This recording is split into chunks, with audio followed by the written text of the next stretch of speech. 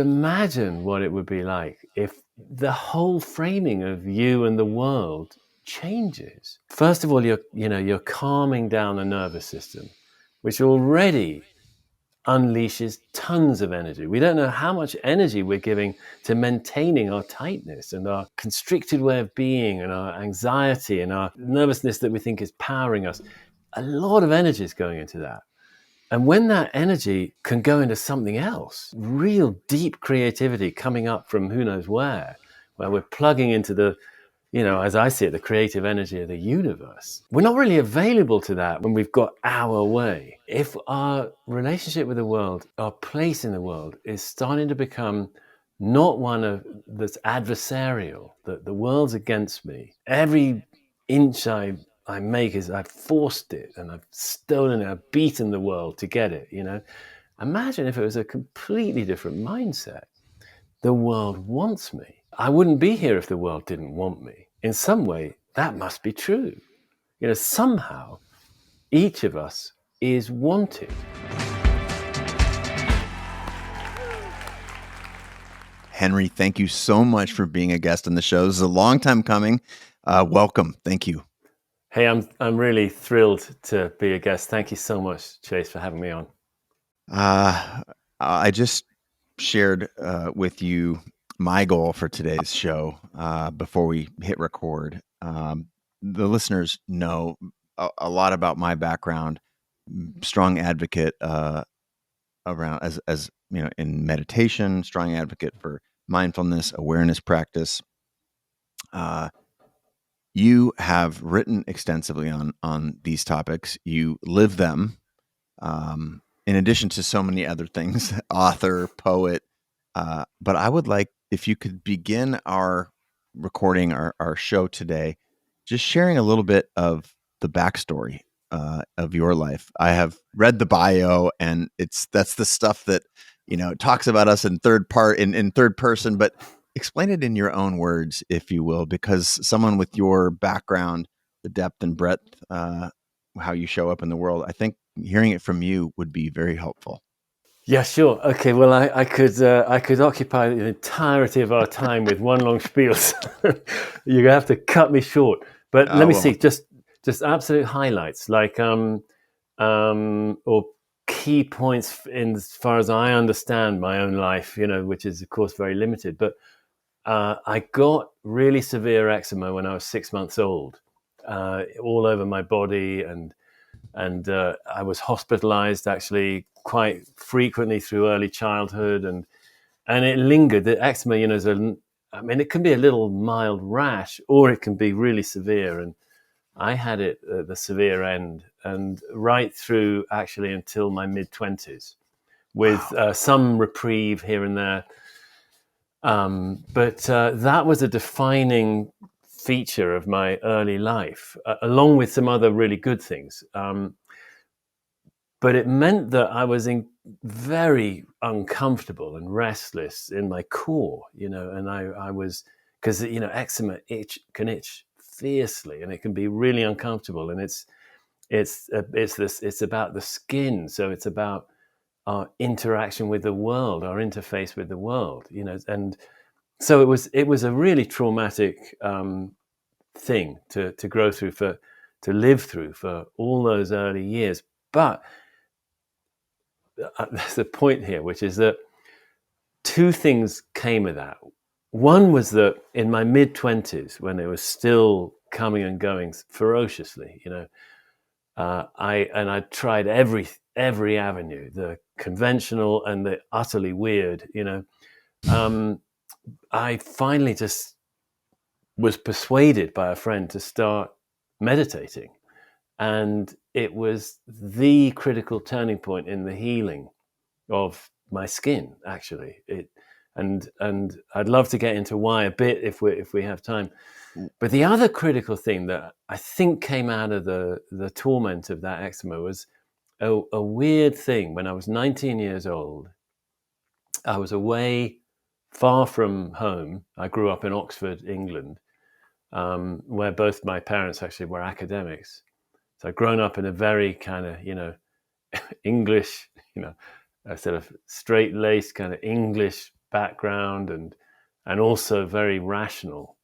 And I went away during my gap year. I went away and I did totally different things. I worked on a farm. This was actually in Argentina, and then on another farm, and then I traveled and backpacked and wrote what I hoped would be my first book. And in fact, it did eventually become my first book. But on that journey while away, my eczema got much better. And I was in Bolivia actually most of the time after Argentina, and the diet there was totally different. I was living at 13,000 feet with glorious sunlight and no doubt too much UV, but it was really good for my skin. And it was the relief of having it basically gone, and for not just a few days and then it comes back. I mean, I had never had it completely gone. That was absolutely new. There'd been times when there'd been a bit less of it, but there were key strongholds where the eczema would never go. But in this case, it was totally gone, and it felt amazing to be so healthy. And it also felt amazing to be writing my first book. And at a certain point, I realized I'd more or less finished what that book was going to be. And the satisfaction, the fulfillment, as a creative, that, of course, there's loads of highs and lows in any creative project. And this one was to prove to be no exception. But there was an incredible moment when I really felt I've done this. I didn't know it was a first draft. I just thought it was the book, and it was done. And I was so happy. And in that time of happiness, I had this weird, extraordinary moment when I was standing alone on a beach, and I was all alone, looking at the sun setting. And I was an observant young man. I was curious about the world, and in the midst of the torment, I was also very in love with the world, and very curious about it. And I was just watching the sunlight on the water, and I noticed, man, that light is so bright. It's more or less white. But when a piece of the light shifts on the water, where it was, the water is totally black. So what's going on?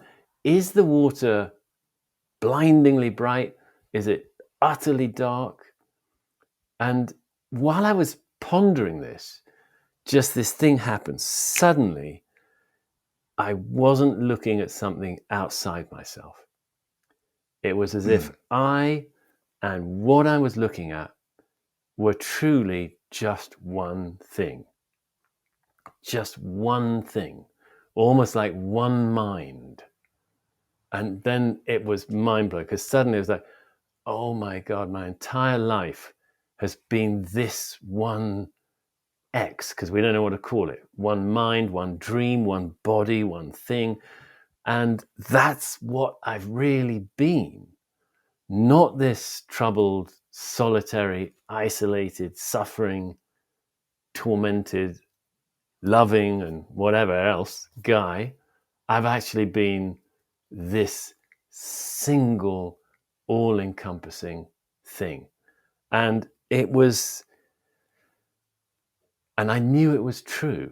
That was the thing. It wasn't, I was stone cold sober, by the way. And, just FYI. Just so we're clear, right? Yeah, just so we're clear. And it was a life-changing, utterly life-changing moment, because I knew in that, actually, it was so beautiful that I've talked about this before, but every time I talk about it, it feels new and sends a shiver through me, because I felt like I could die that night, knowing my life had been totally fulfilled, because I'd found what it really was. That's how it felt. What an extraordinary experience at such a young age. Do you feel like, is there some piece of you that can't help but feel lucky or blessed or unique or anointed, or because that's such a profound experience that we do not hear reported elsewhere. It's not a popular thing. I haven't had a lot of guests that said that they experienced this, an eroding of ego, of self, this connection and this realization that, all this is us. Mhm. How how can you explain that?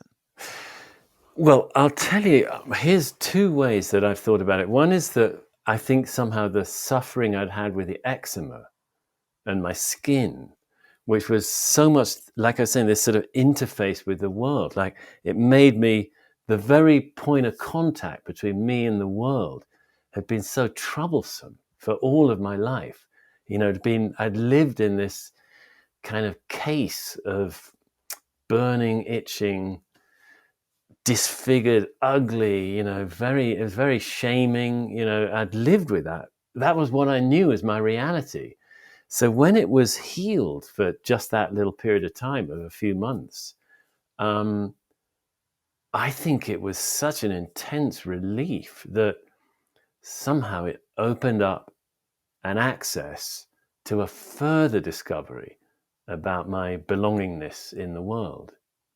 That's one thing. But, also I've heard Alan Watts say in one of his many, many brilliant talks somewhere that he reckons that people sometimes, he describes something, similar, or like Hmm. he acknowledges that this can happen. And he says, yeah, something like it happens sometimes randomly to people. And probably among the people to whom that happens, they tend to be youthful or adolescents, that somehow Mm. there's a more malleable kind of consciousness in an adolescent. And I was kind of in late adolescence then. I think it happens now and then. But by the way, it's not the end of my story, because I came home a few weeks later. I went back home, and basically I had a kind of a nervous breakdown. I dropped into a real pit of misery, of despair, because I lost it. Whatever I'd found then, the beautiful, quiet, loving awareness that had persisted for weeks after that experience. The moment I walked through the door virtually of my father's house, boom, it got very tenuous.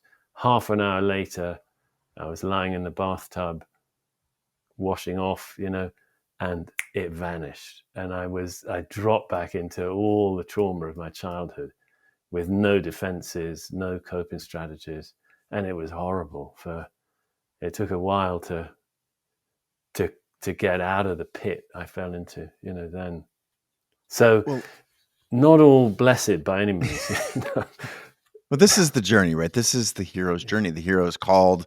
There's a glimpse of it, then there's the retreat, and I feel like this part of your story is very relatable to everyone, whether this is eczema or childhood trauma.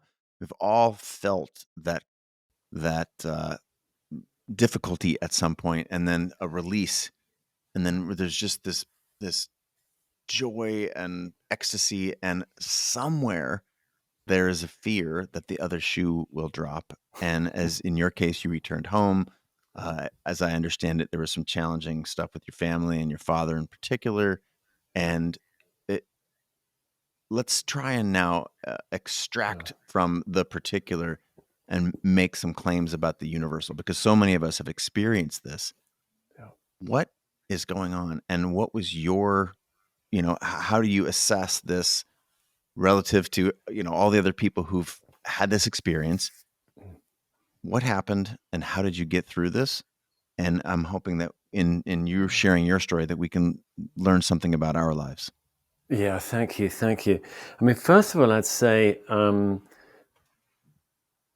not always, but by and large, when we grow in significant ways, and grow especially in awareness, and grow in the openness of our hearts, it often seems to be the result of some significant suffering.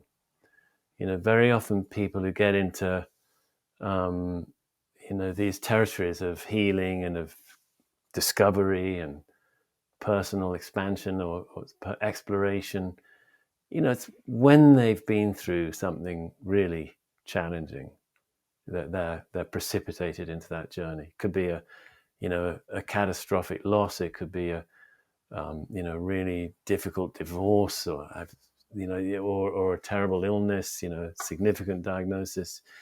Lots of things might cause it, or a loved one getting into some really difficult, dark place that there's no easy way out of.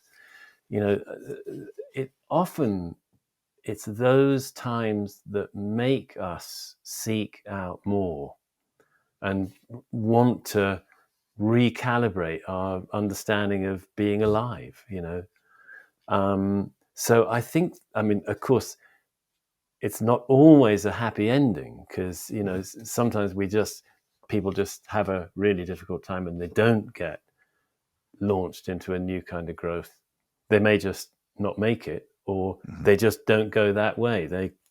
We can also have a tendency to tighten and constrict and close up, and it may take some very careful and long practice of whatever kind to gradually trust enough to begin to open a little bit more. But so there can very significantly be a silver lining, to the dark clouds that we all get. That's one thing. And another thing is that, in my own case, the critical piece in the long run was getting a practice, getting a thing I did every day, come rain or shine, like it or not, of meditating. It was the being still. I started with TM, by the way, just like you, and that discipline every day. And when I learned it, it was like, if you don't do it twice a day for 20 minutes, don't bother, because that's our recipe, that's our formula. And if you don't do that, you're not doing it. So I was religious about it. I just did it every day, morning, evening, 20 minutes. And it really had a massive impact on my nervous system. This is so widely reported, right? Two things of what you said. One, you said, 8 minutes ago or something, you said, literally meditation was the thing that helped. You've just now, just a moment ago, talked about a practice for you is specifically TM, and yet the world, we can know these things from either personal experience or from hearing them from someone like yourself who has had this radical transformation, and that helped to define your life, as you said, and there's much to reveal and share, beyond this early revelation and what I would call an awakening. We can talk about that. But why is it that we can hear stories, we see science that tells us this, we can look at the brains of someone who's been meditating for 20, 30 years, and their brains actually look and function differently. And yet we can all somehow turn our back on this revelation, the discovery, the intersection of, of science, of the alchemy, the science and the art of this practice. Yeah. Why is that? Do most people not stick it out long enough? Is this required to get to the places where you've been and seen? And again, I can't wait to share a little bit more about your book called Original Love, which we'll get to momentarily. But just why can't we embrace this as you have? And what are the chief things that you feel like keep us from these experiences? Yeah, that's a lovely question. And I don't know that I've got an authoritative answer to it, but I remember one of my Zen teachers used to say, you don't have to be desperate to do this practice, but it can help. That having a degree of, I really need this, I know this is my lifeline, that can surely help. Now, of course, a lot of people not like me have well-adjusted lives, and and they're kind of living a more satisfying life than I was in my early to mid 20s. I was fruitfully unhappy in terms of practice. It was definitely driving me. And then once the habit was ingrained, it pushed me further. But another point I think would be something like this, that there's a certain kind of, I don't know, I was almost going to say satisfaction that we can get in just understanding something. Like we can hear stuff about how meditation works, what's happening in the midline networks of the brain, how the narrative can go quieter, the default mode networks starts to be less active, and man, that's all good because you feel more peaceful, and you don't have thoughts chattering, and you find some peace. And we can understand that. And that's in itself can be quite nice. I got it. But then there's a really different step, I think, which is, oh, I could do it. Like, you know what I mean? It's like there can be the sense of checking it off because I got it. Yeah, I understand that. But how different it is to, oh, you mean I could do this? That's a different kind of engagement. And I think it's very easy to get the first and feel, yeah, good, I got it. I understand it now. It's not for me, or maybe I'll do it later, or I'm gonna dabble, or that makes sense to me intellectually, but I don't know how good it is until, it's sort of like, it sounds good for you, but there's a lot of effort that goes into that. I've got to sort of practice and learn how to do this thing. And so there's all these barriers. Yes. And yet I have not, and I don't know anybody but there are stories of people not feeling satisfied with meditation and turning away from it. Not for me. I don't need that. Yeah. I don't personally know any of those people. However, I've heard of it. Yeah. But yes. What is it really just the doing? And do you feel like this is a non-negotiable for a life well lived, or an aware life? Is it a recipe for happiness, for connection, for healing? Like where on the scale do you put this as on the criticality scale? Yeah, I know it's of course I'm very, very biased. So it's easy for me to think that kind of who wouldn't benefit from this. Mm-hmm. But I do think that there are other ways. I mean, if we sort of look at, well, what can it bring?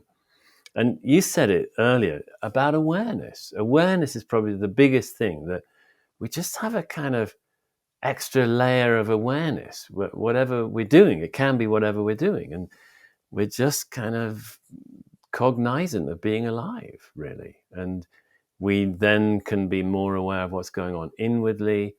There's a little trace of anxiety. I hadn't tracked that. Oh yeah, that's there.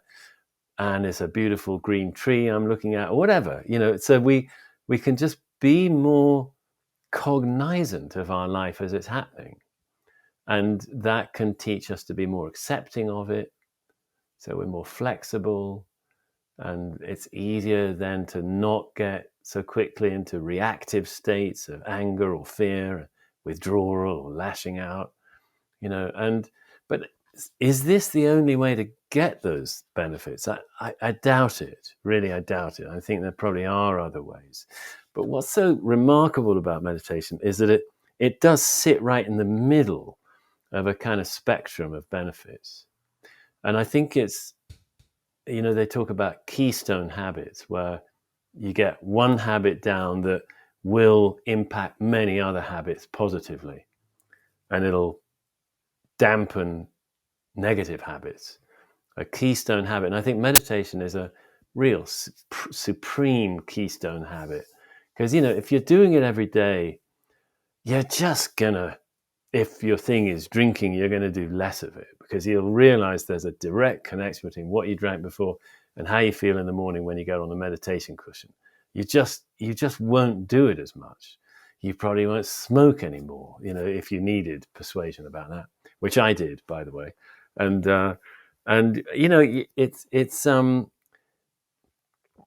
it's this time to check in simply with being alive. And I don't know of a better way, really. But I do think there are. I remember talking. Probably other vectors. Yeah. Yeah, there are. And I remember meeting some women in Guatemala who they said, we don't need mindfulness. We weave together. That is mindful because they sit there chatting and then focusing and, for hours on end, weaving. And it's a communal thing. They get into this zone together. It's very satisfying. They're creating something. Yeah, I get it. That could be highly meditative and very nourishing to the human psyche and the human neurology.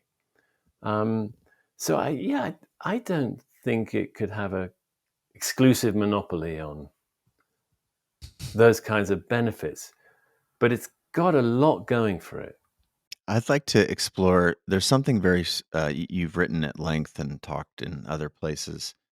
Um, your trauma that you shared with your eczema from, I mean, 6 months old, and this enduring sort of pain, and what I think we could intellectually understand, but to emotionally or spiritually go there, like that is incredibly traumatic.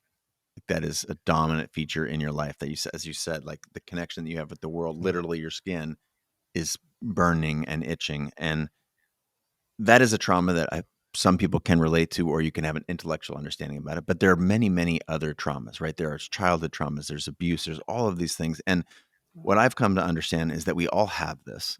And certainly there are varying degrees. I would not be foolish to ignore that our experiences can be wildly different. And yet it's present for everyone. And you've famously articulated a beautiful narrative of the wound is actually the door. And if we all have wounds of some sort, whether this is a relationship with a parent, this childhood experience that you had, or worse, uh, isn't it true that we all have doors then? And is it here that we should look? Help us understand this connection Yeah, between your awareness practice, yeah. your wisdom traditions, meditation specifically, and the fact that we all carry around wounds, and those wounds hold secrets and ultimately potentially pathways to healing and joy and a more beautiful life. Yes, yeah, that's Chase. Thanks for bringing that up. I mean, I do believe that. I might say, like, the specifics of a particular person's woundedness, that might be something that needs its own particular tending that I wouldn't be comfortable generalizing about, if you see what I mean. But the fact of having a wound, carrying a wound, the critical factor, as I understand it, for all of us is whether our hearts are defended and sort of closed because they don't want to feel that pain, because we don't want to feel that pain. And again, I'm not talking about the actual details of the delivery of whatever wound it might be, but the fact of having pain. So whether our hearts are just won't let it in, and often for very good reasons, we've needed to protect ourselves, or whether our hearts can soften and in a weird way, I think there's my own narrative tells me again and again that a broken heart is not a pleasant thing. It hurts, but it's a marvelous thing because it's what opens our hearts.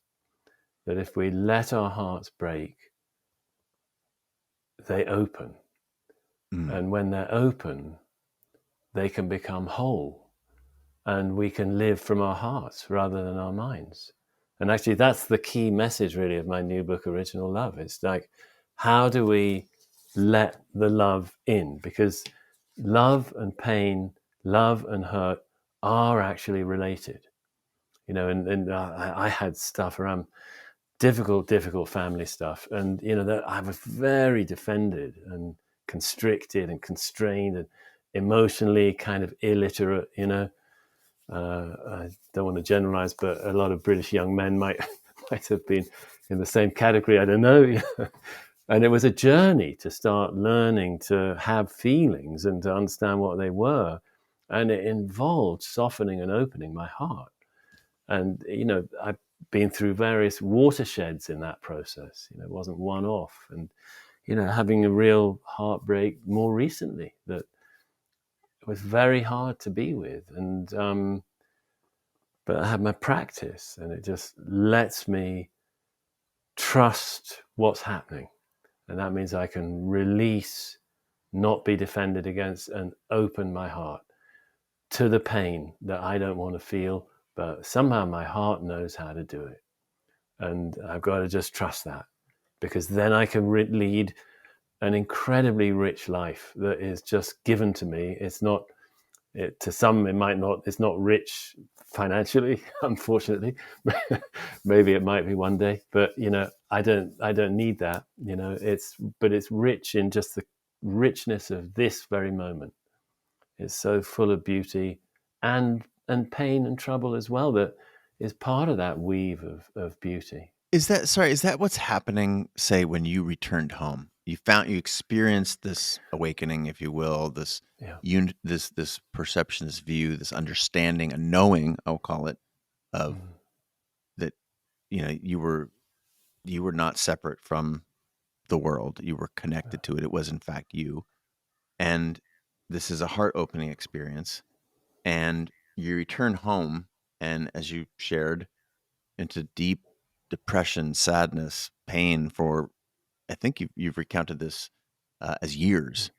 Mm-hmm. And was that really, should we ought to think that as some sort of regression, or is that actually, the path forward is through, because it was allowing you then, your sort of awareness of this unity was allowing you to feel all these things that you hadn't felt before. Is Yes. that a reasonable connection to make? And Yeah. is that, first of all, is that true? And then second of all, if you're listening to this show right now, and we're trying to encourage people to experience this quietness, this calmness, this connection, that meditation is a great modality to connect with that. Isn't that scary though?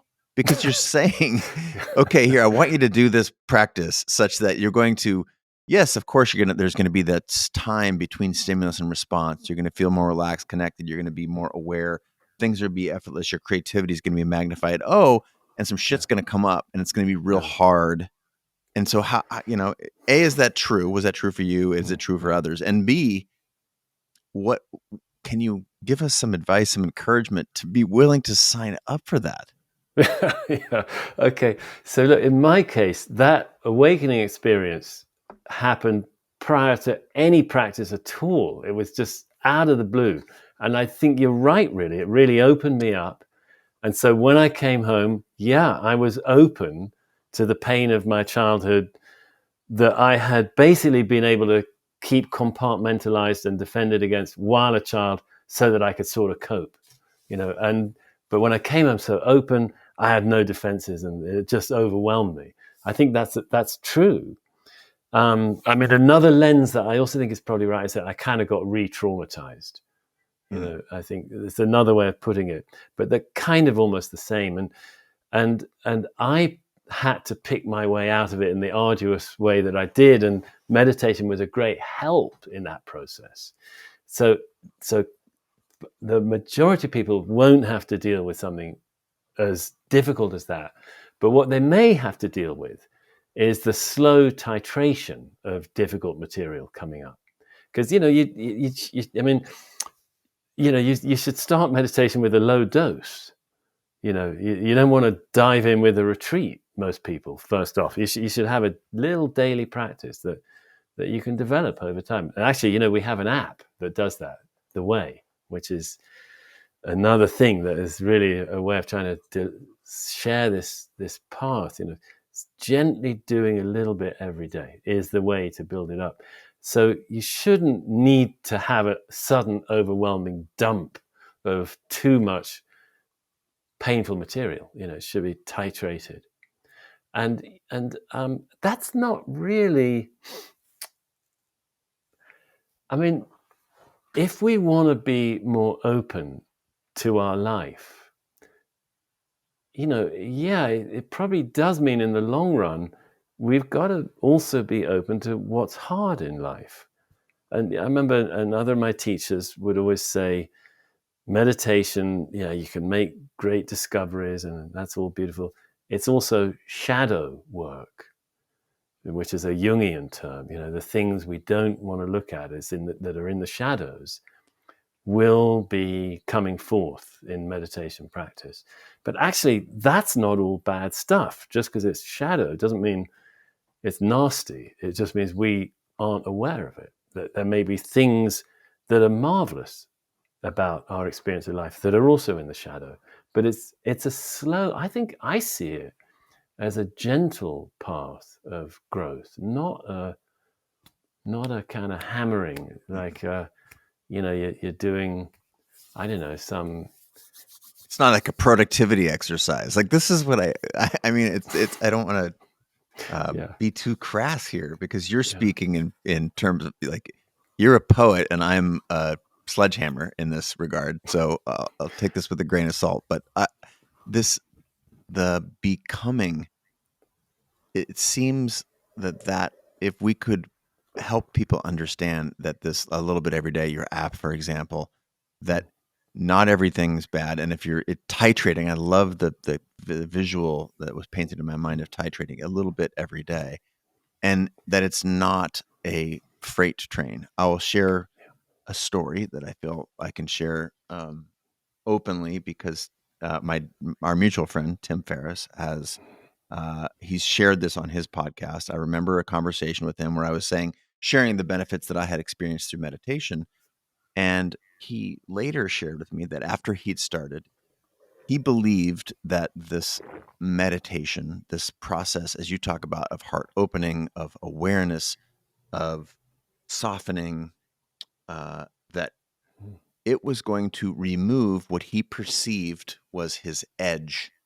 He perceived that the hard charging, the part of him that was, as you talked about, constricted and had armor, as another way that Brene Brown talks about this, and that was his edge. And oh my goodness, there's a fear response. I meditate, I open my heart, I become aware, more sensitive to my environment, that all these things, I'm suddenly going to be just this a pushover chump in the corner that is a gooey ball of emotion, and boy, I'm never going to get anything done. And so there's this lens that we all have of productivity, and this is the holding on to our ego and all of these elements of disrepair. But in fact, that's not at all true. yeah, When you believe those things, you believe them because that's the ego talking, right? yeah, And yeah. what you experience on the other side of this, and I would love to hear your poetic explication of what I'm saying here very bluntly, but it's actually you realize that those things that you carried around that you thought were your edge or your armor or kept you in the game, and I'm a fighter and I'm a warrior, I've been through hell, and that those are actually, it's like dragging lead balls around with Yeah. you. And there's Yes. this, if you can embrace these things, the tools, specifically meditation, and to address your new book, which is absolutely brilliant, the love, if you can connect with this aspect, it's actually like it's the equivalent of the human catapult. It throws Yeah. you so much further forward in the experience of living, as you talked about, a rich life. Yeah. Now, Yeah. I said that like a I don't know, a bartender at 2 a.m. Can maybe you can say it more intelligently, and let's start to think about that through the lens of your new book, which is called Original Love. Actually, Chase, I think you put it beautifully, and I'll volunteer to be the bartender. I mean, basically, if we've found a way of doing stuff that seems to work, we will cling to it. In terms of like thinking, this is my edge. Actually, and it's been working for me. I don't want to give it up. But imagine what it would be like if the whole framing of you and the world changes. Because first of all, you're calming down the nervous system, which already unleashes tons of energy. We don't know how much energy we're giving to maintaining our tightness and our constricted way of being, and our anxiety and our nervousness that we think is powering us. A lot of energy is going into that. And when that energy can go into something else, like create real deep creativity coming up from who knows where we're plugging into the, as I see it, the creative energy of the universe. We're not really available to that when we've got our way, And I think I love that the battering ram can go like 3 feet maybe, and the catapult can go 300 yards. It's a good analogy, because if our relationship with the world, our place in the world, is starting to become not one that's adversarial, that the world's against me, every inch I make is I've forced it and I've stolen it, I've beaten the world to get it, Imagine if it was a completely different mindset. The world wants me. I wouldn't be here if the world didn't want me. In some way, that must be true. Somehow each of us is wanted. We don't have to go get weird and ascribe, supernatural agency or anything like that, or even theistic belief. The fact is, we're being granted the opportunity of existing as a human body, mind, and heart. That is happening. Who knows how? And we have this special human thing that we can be aware of it. And even more special, we can share our awareness of it. And we can even be aware of our awareness of it. That's amazing. And that's, and this is, I'm going to just, forgive me, just go into a little Buddhist thing here. They think there's a Buddhist scheme where they think the best thing to be, in their reincarnationist view, the best thing to be born as is a human being. Why? Because humans have the right amount of suffering and awareness. And so we suffer, and we know we're suffering. And we've actually got the awareness to understand suffering better and to unpick it and work on it. And, we can have cataclysmic, amazing releases from all suffering that may last for years even. Sometimes they'll last for 5 minutes, but that's still beautiful. But what that can also lead to is this discovery that we're not separate from the world. So how can the world be an opponent? And how can somebody else be an opponent? And you might say, well, no, there's competitors in every field. Well, yes and no. What if they're all you? Are they competitors? And what is the other mindset of just ever deeper collaboration, ever deeper support, ever deeper cooperation? I love the work of. Have you come across Brian Hare? He wrote this book. It's a great book, The Survival of the Friendliest. It's a really good book. It's about dogs and wolves, how wolves became dogs, how bonobos, are so much kinder than chimpanzees. They give food to a stranger first, and the peak of social status in bonobo society is the infant. If it's defined by access to food, and coming first, it's the infant and the stranger. I mean, that's pretty mind blowing. And humans. It's about. I've taken a little tangent there, but it's about our brilliance as a species, if we can own that, has come from collaboration. And it's from the capacity to deeply collaborate with strangers, and we can understand that other people are, when they. It's a whole argument. I won't go into it now. No, I love it. So first of all, that book is now it's on my list. Great.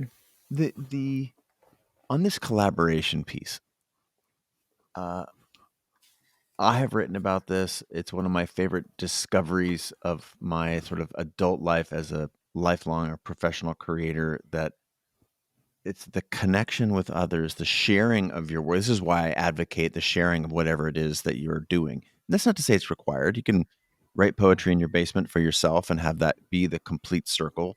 But this idea of sharing your work, giving it a voice and helping others connect with it and understand with it, because it actually breeds this connection, the connection like the bonobo or like the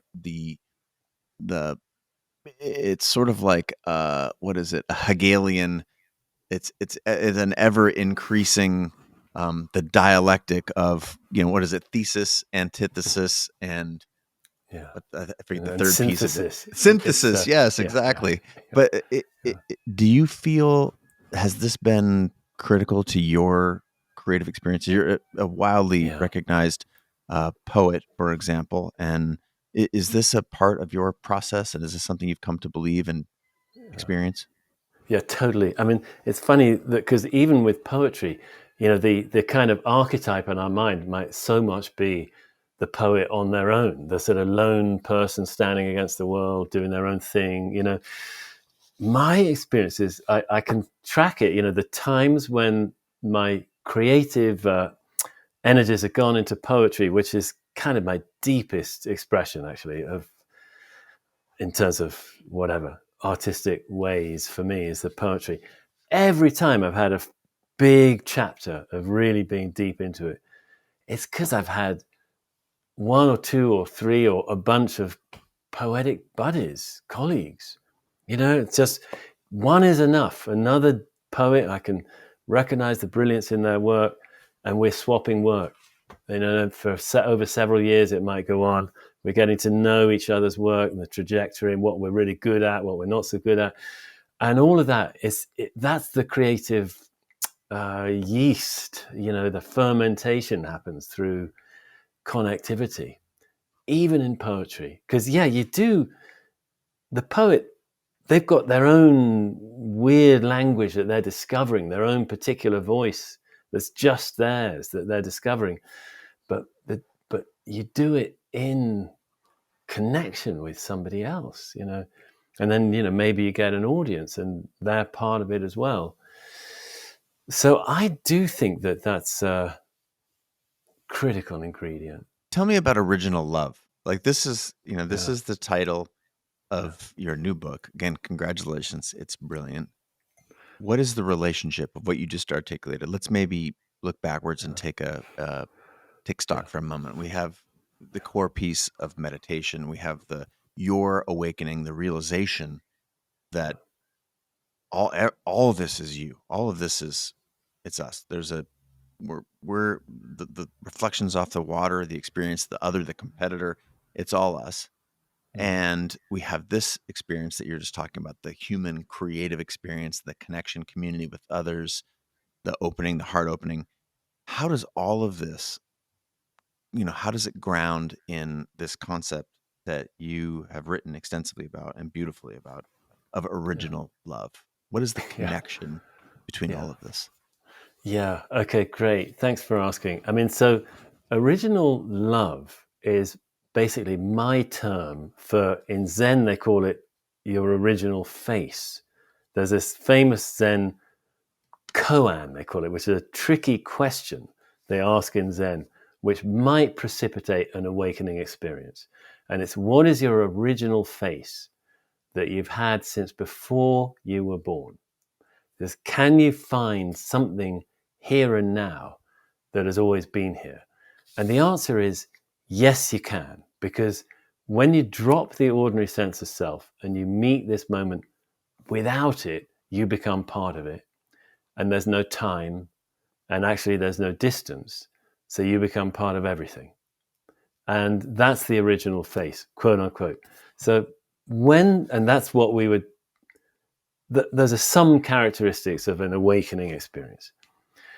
So when somebody has an awakening experience, it's true. Occasionally, there's they get scared, like what the fuck, and that can easily be dealt with if they've got somebody who knows about it that they can talk to. If they're on their own, it can be dealt with, but it can be a little harder. But 98 times out of 100, they will feel an extraordinary well-being and an extraordinary belonging like they've never felt before, and a great upsurge of something like love, like loving all this and being loved by all this, because we're part of it.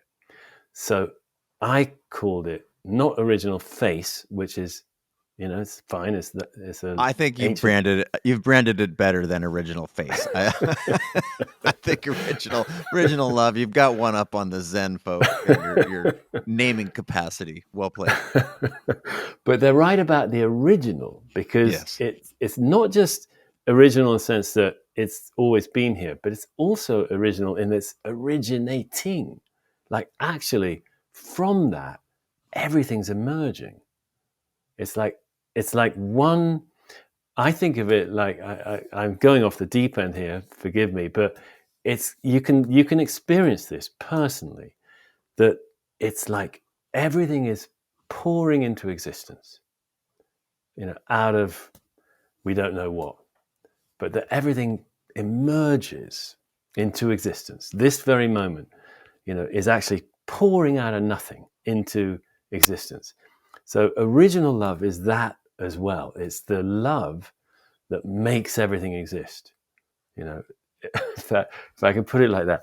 But I'm actually an atheist, because some people might think, oh, he's talking about God. No, I don't. I'm full of respect for people who have faith traditions.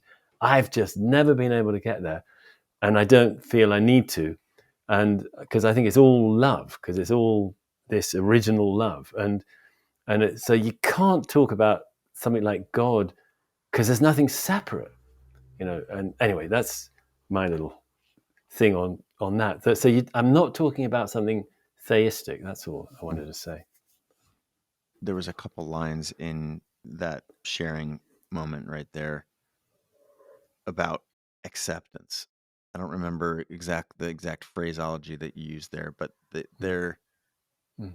in today's world. What I observe is, and one of the reasons that I make art at all, why I write regularly and share it with people who subscribe to my newsletter, for example, or writing another book, or for any reason, is I feel like it is these tiny moments. It creates tiny experiences, expressions of sort of like we there's like an abeyance. It's like the tension stops for a second and you're present with the art. And there is a feeling for me when I experience art of acceptance. It's like Yes. it's almost what is it in film? It's the suspension of disbelief. You stop Right. thinking about the fact that you're watching a film and you just Yes. allow it. And Yes. there's a beautiful bit in your new book, which is called Original Love, about loving our obstacles. And I'm wondering if you can connect for us the act of loving with our understanding and our ability and the recognition that we are loved as well. Because in today's society, today's culture, I think we're walking around looking for connection and belonging, Yeah. and it feels so elusive.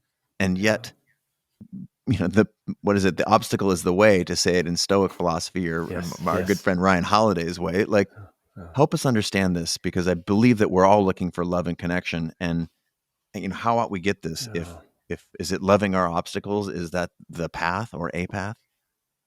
I think it's a critical part of the path is when we can, whatever the obstacle may be, if we can. And I really like the way you're using the word allowing, actually, Chase. I use that word a lot as well. I think it's the right word, because what happens if by the way, I want to say this is not a recipe for just letting everything be and even things that are really difficult. It's not like we're sort of giving up and just kind of, curling up in a ball in the corner or something. No, it's rather that we're finding that we ourselves can have the capacity to hold something that's difficult without trying to get rid of it. So we learn to allow it to be happening, arising, occurring as it is.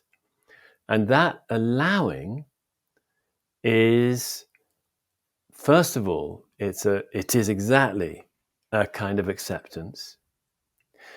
To get there, often I think we, at least sometimes, have to make a certain kind of inner surrender. Something in us has to just give way a little bit and say, okay, just for a moment, let's release that resistance.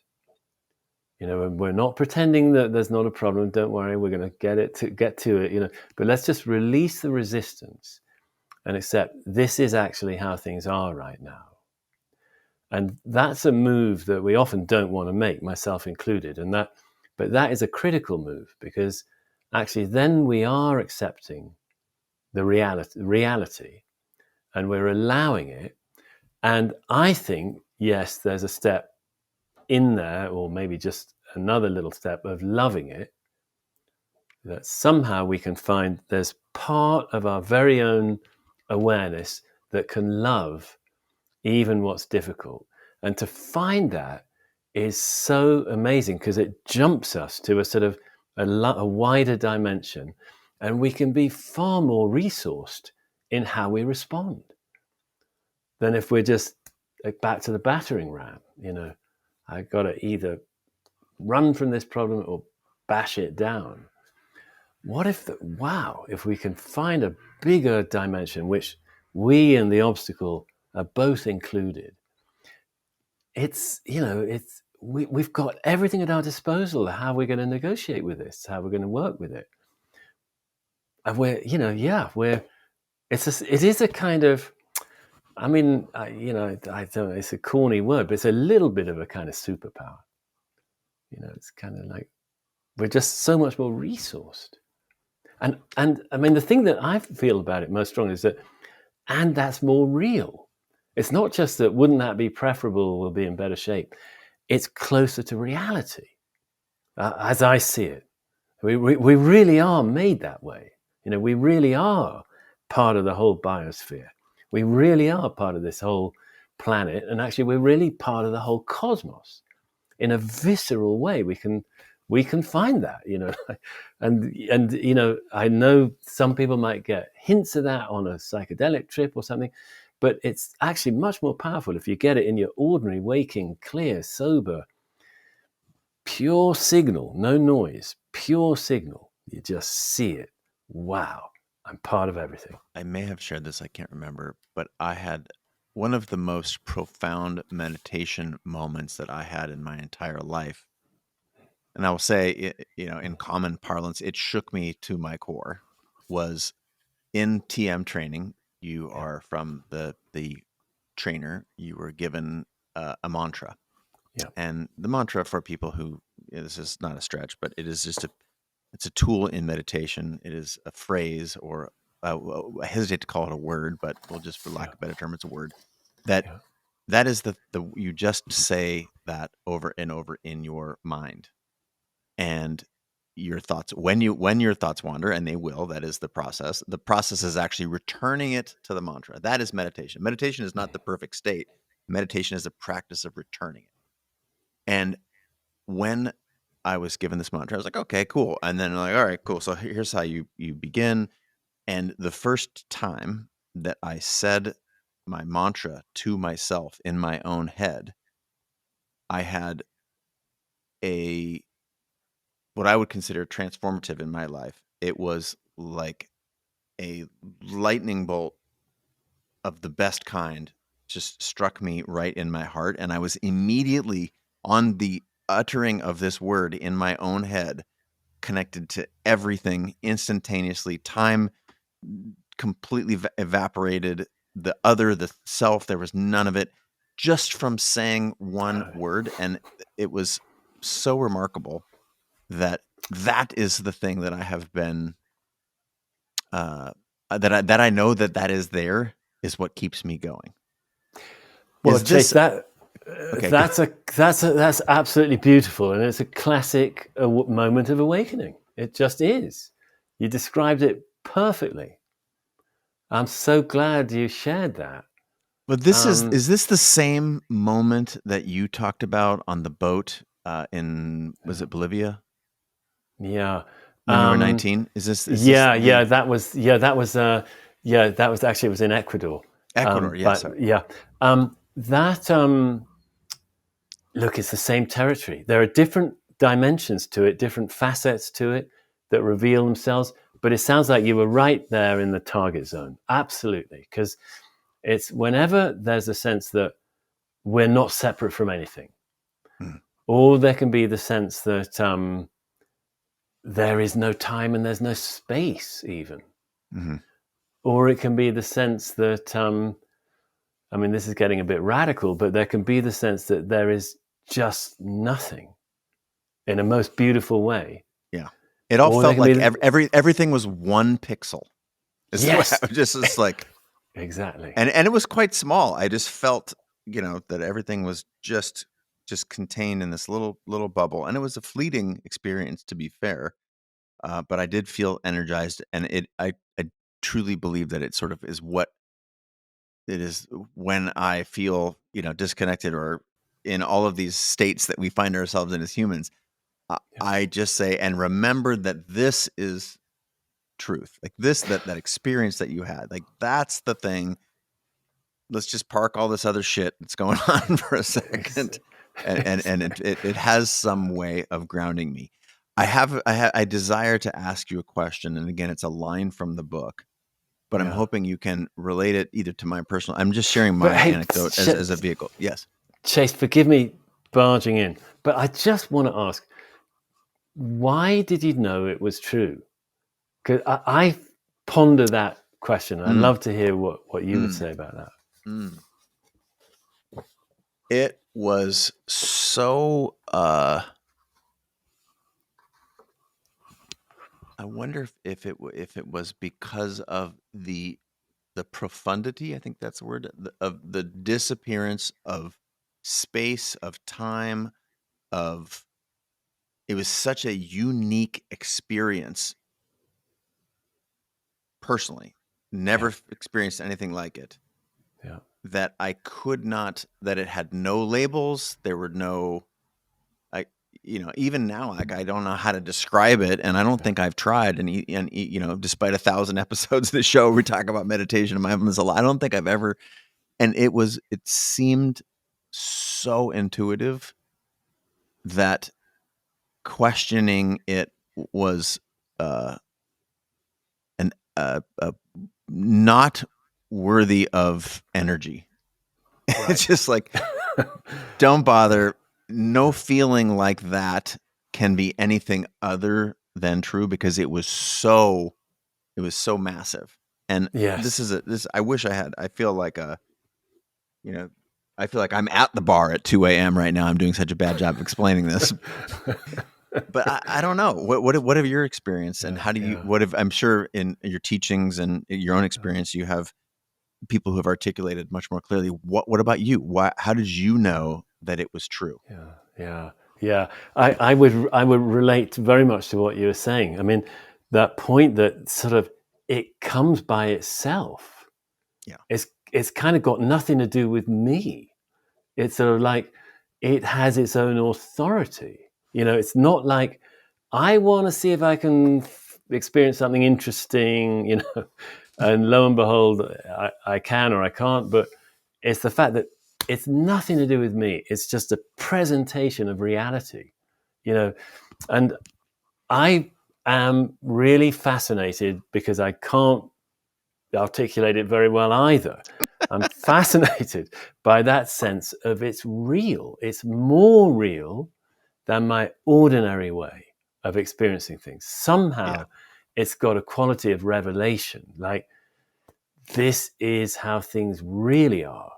Boom, and I would, but I love exploring that because I don't know, but I'm more and more convinced over the years that that it is real, and that what we normally see is a beautiful kind of veil, beautiful and challenging and difficult also sort of veil or screen on which experience appears. And that's consistent with actually cognitive science today. But the reality sort of behind that screen or veil is just of another order. Yeah. And I think that's the only way for me to describe it. It doesn't match any other human experience I've had. Yeah, right. So you know what? Our stories, I mean, I started with TM. The reason I switched after about 5 years of TM was because I read a piece of Zen and I couldn't understand it. It was a really baffling little poetic paragraph. But I just knew in my bones all of a sudden that the person who wrote it knew about that experience I'd had on the beach. They understood it and they'd gone deeply into it and they were writing from it. I didn't really understand what they were saying, but I knew in my bones that it came from that place. So I started doing Zen because I wanted to know what that was. And more than that, I wanted to learn how to live from it. And it took 25 years, but I got there. It happened. You spilled the beans. Now no one's going to try something that takes 25 years. Actually, I'm sorry. I'm wrong. It didn't take 25 years. That was counting from another time. It took exactly 17 years. 16 years. 16. 17, 25. So we all got a lot of work to do is what you're saying. And what else are we going to do? You know? Well said. And it's not like life stopped and I didn't do anything else. Touche. There's some phrases. There's a phrase from the book that I would like to recount, and to me, could potentially be a lovely bow for our conversation. And it's from a woman named Tara Brock. She has given you a beautiful blurb for the book. She's extraordinary. My wife has trained extensively with her and Jack Cornfield. Cool. Yeah. And so I review her. I think she's wonderful. And that you open your book with this is clearly not an accident. And there's also phrases in this world, this spiritual world, that, for example, Ram Dass, we are all walking one another home. There's this sense of home. And to me, it directly connects to this, brilliant book you've written, Original Love. And the phrase that you open the book with is, all sickness is homesickness. And the next paragraph opens, there's a short moment there. And then it says, when the body is ill, it's no longer in its healthy resting state. It's home base. When the mind is stressed or upset, it too has been driven from home.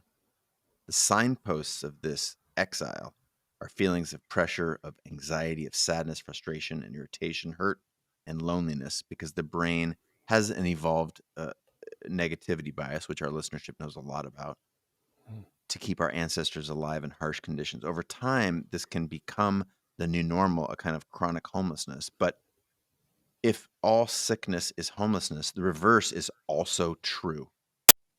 All health is coming home. I wonder if you can talk to us about that. Yeah. Well, I would just say that, my deep belief is that all of us are already home, but most of the time we don't know it.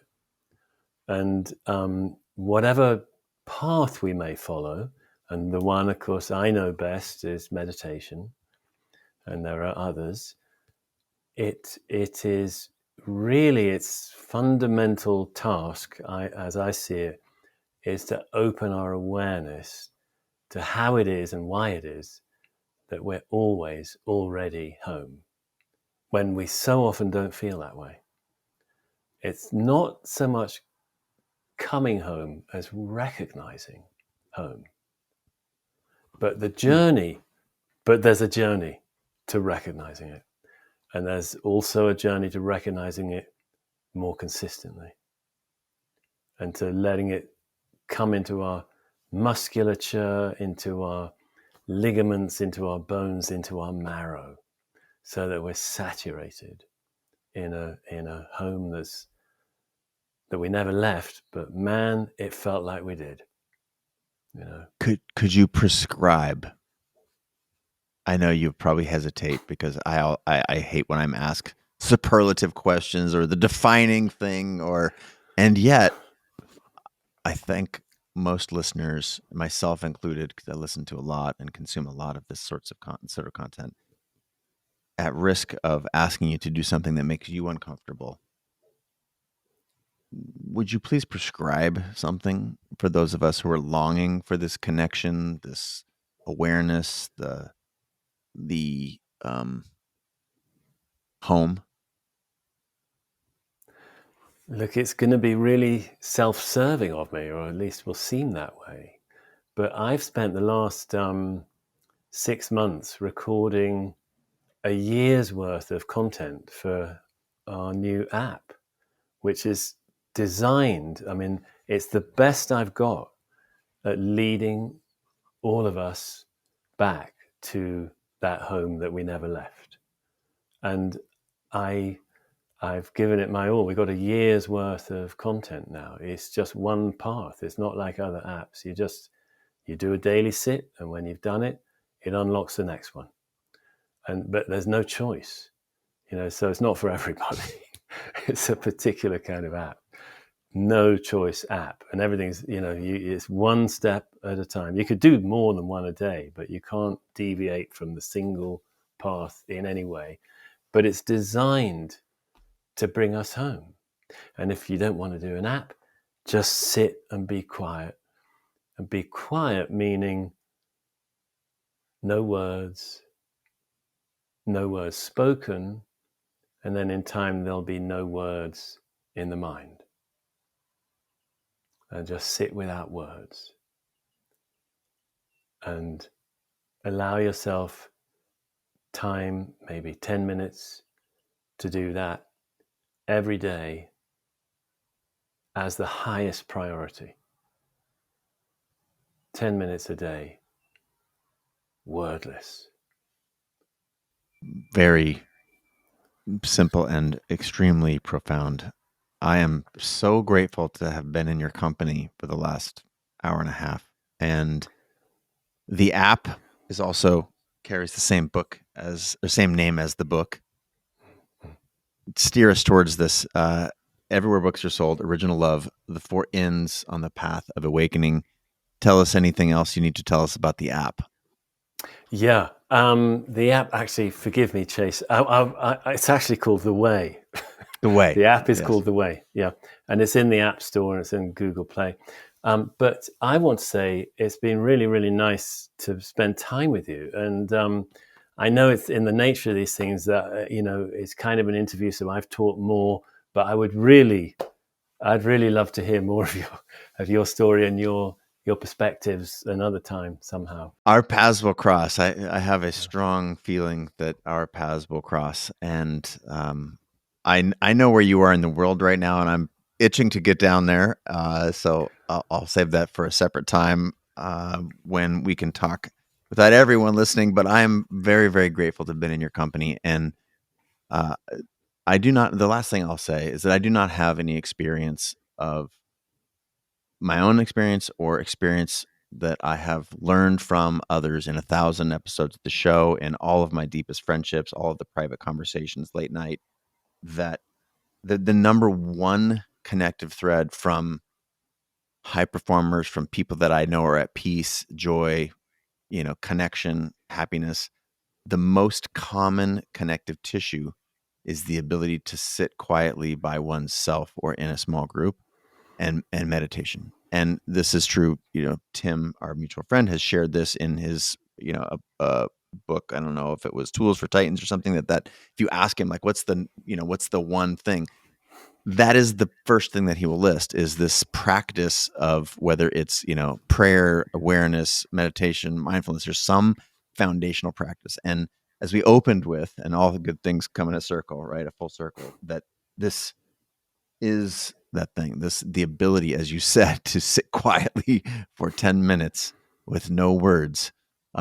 Very eager. And I'm looking for The Way, because if I can just press a button and be in your guidance, one day after another. I'm very much looking forward to that. And thank you again for being a guest on the show.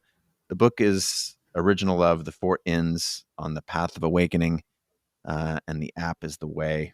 Anywhere else you'd like to direct our attention? Just big thanks to you. And I'm not sure you need the app, honestly. You're doing just great as far as I can see. Hey, don't make me pan this camera left or right or up or down, because you see all the you can. It looks a lot like my mind as I look around the room. No, very grateful for your time, Henry. Thank you so much. And to everyone out there in the world, I encourage you to take the advice of this wise man we've been with for the last 90 minutes. And from Henry and myself, we both, from different corners of the world, we bid you a fantastic day. And thanks for listening.